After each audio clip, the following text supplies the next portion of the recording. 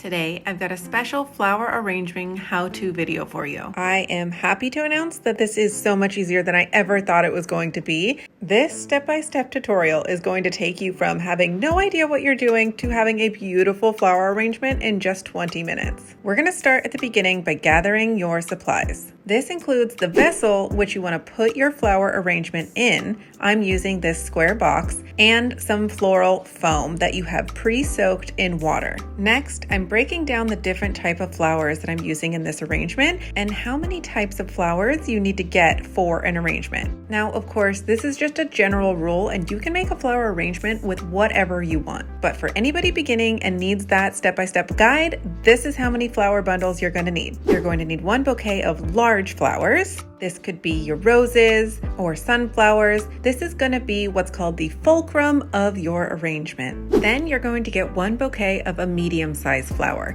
This can be your spray roses or your carnations. Then we're going to need a bouquet of small flowers. So wax flowers, chamomile, baby's breath, something along those lines. The last kind of bouquet you need is foliage or greenery. Eucalyptus, boxwood, ruckus, myrtle, all of those are great options. Now that is the base standard that you can build a bouquet out of, but if you want to add some fun, you can add some flowery branches, some pussy willow as another type of bouquet you can add in that give more dimension. Trader Joe's is my go-to place to find bouquets of flowers, and they are all labeled so you can easily find the names of everything that I listed right now. Here's some common pet-friendly flowers for any of your cats that think everything you put out is food for them. Now we're finally getting into the fun part. We are breaking open these bouquets and stripping some of the leaves. Don't strip the leaves off of your greenery, but the majority of the leaves on all of your flower stems you're going to strip off. You can always leave some, again, for some dimension, or if you have some sparse greenery and you want to add more green into your bouquet,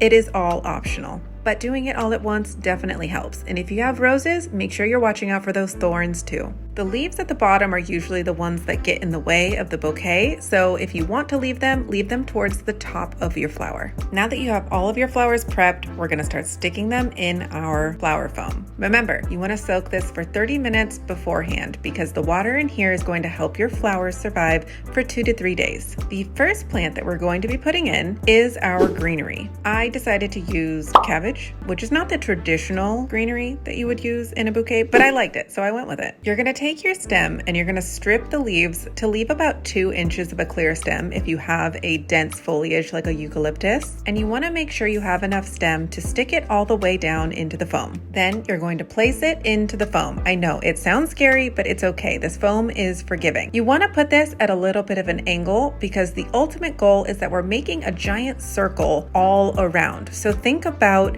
the way you're putting things in as a dome. You want your greenery to cover the full bottom as you're going around. So you want the bottom layer of that foam to be covered with your greenery at this stage. Essentially, once all of the flowers are displayed, you want your greenery to be covering the foam if you're looking at your arrangement from the side. You want to leave some greens over, so don't use all of them up quite yet. You want like 5 or 6 stems, and if you don't have enough with your greenery, you can use your filler flowers for this as well. Don't worry about filling all of the green space right now. You don't need to go super heavy on it because you're going to be adding a ton more flowers into this. And you can always come back and add more if you need it, but it's harder to take them away. A great thing to note at this stage is no matter what you do, you're still working with flowers. So whatever it turns out to be, it's going to be beautiful. Me and my cabbage are having a true trust the process moment right now. The next flower is the focal flower. This is your large statement flower. It's going to be the center of drawing your eye to the arrangement, and you want to make sure that those flowers have the most amount of space. They're going to take up the most amount of real estate in your arrangement. As you're sticking flowers in your foam, don't worry about it touching all the way to the bottom. It just needs to stick in about 2 inches. Unless, of course, you decided to go with cabbage and it's super heavy. That might need to go in a little bit further. But for normal flowers, don't worry about it touching the bottom of the foam or sticking all the way through to the other side. My placement strategy for my big flowers is sticking one in the middle and then kind of going into the corners so that there are 5 total big flowers flowers in my arrangement. This helps ensure that they have enough space to breathe from each other and they're not running into each other. And I'm taking up and creating that dome with the next stage of the flower arrangement. You can also play with the heights of these flowers to create more dimension. So you can have one sticking out a little bit more than the others. Just kind of play around with that depth and dimension as you start to build your arrangement colors together. The next flower that we're going to go with is the supporting flower. This is going to be your medium-sized flower, and I'm already starting to feel a lot better about how this looks. At this point, you're really just sticking flowers in where they have space and making sure that you're not overcrowding things. You can stick things in at different angles, at different heights, play around with it and have fun and just experiment with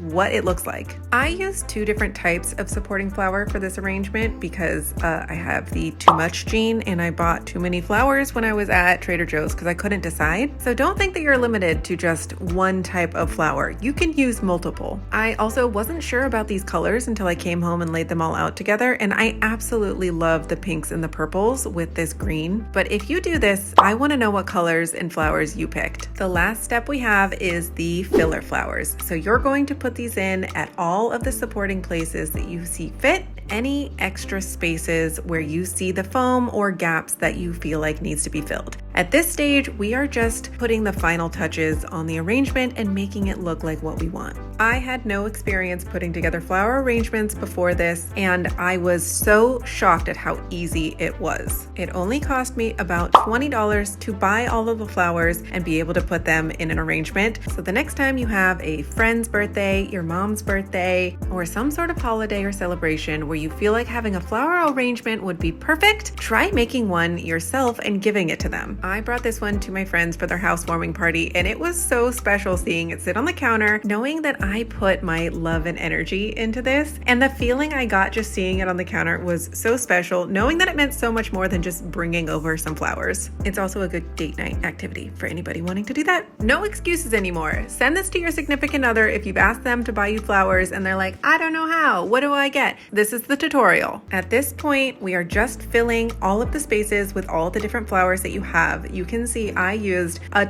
couple different types of filler flowers and a couple different types of medium flowers, and it still turned out amazing. And now we're going to go in with those super special flowers that I mentioned at the beginning were like an optional little oomph. These are the fun flowers that just take our arrangement to a whole nother level. They just give a little more interest and bring a little pop to what you've already built with this dome. Now, this is the basic kind of arrangement. You have your focal flowers, your supporting flowers, your filler flowers, and your greens. So there's 4 building blocks for you to play with and add your own pizzazz and fun. You can get as creative as you want with the container, the types of flowers. The possibilities are endless and the use cases are endless. And I am absolutely going to be doing this again. I loved it. It was so much fun and a great skill for anybody who is hosting a wedding soon. My challenge to you is find a really cute vessel that you found at the thrift store, go get some flowers and make your own arrangement. Here is what my final arrangement looks like. I am so proud of this and it looks beautiful. If this was your starting sign to try something new and get crafty with some flowers, please let me know. And if you have any other crafts that you've been wanting to try but have no idea where to start, leave me a comment and maybe I will try it with Grant and we will be your inspiration to get crafty with something new. And here's the final product. You can see how all of the flowers that we picked out came together, from our greenery to our filler flowers, and then our focal flowers, and then the medium-sized flowers, and how it all ties in. I absolutely love this. This was so much fun. Please let me know if you try this out and show me what you create. I will definitely be doing this again, and now I have the courage to try it for my very own wedding. And it's gonna help me put together a lot of these bouquets for my fake flowers as well. If you have any ideas for other crafts I should try, please leave me a comment down below. Until next time, I'm Jordan, and this is Just Jordan Things.